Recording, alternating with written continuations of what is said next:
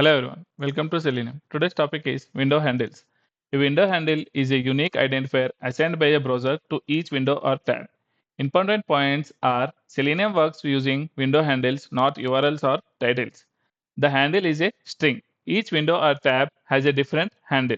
Common methods are get window handle or get window handles. Get window handle gets the current window. Get window handles gets all open windows.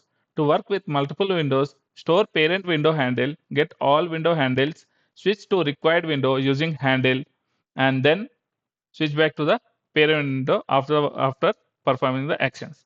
So here in the sample script, Selenium is on the parent window. First, it is on the parent window. Then I get all the window handles, switch back to the child window. Once I perform the task, then I switch back to the main window, that is parent window. This is how window handles are used to control multiple windows in Selenium.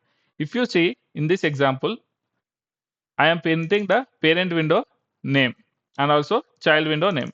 What is that particular parent window? How it is being differentiated? So I will run the sample script, then we will understand better.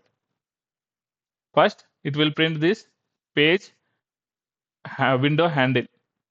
Second, it will try to open the new page.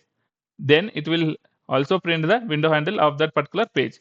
If you see, parent window is this string, child window is this string. Switch back to the child window, and the title of the child window is sign into your account. Switch it back to the parent window. So as we stated earlier, whatever the parent window is there, it is in the form of a string. This is how unique it is to identify parent and child windows. So always remember, window handles are the only way Selenium identifies windows. Titles and URLs are for validation, not switching. Always store the parent handle first.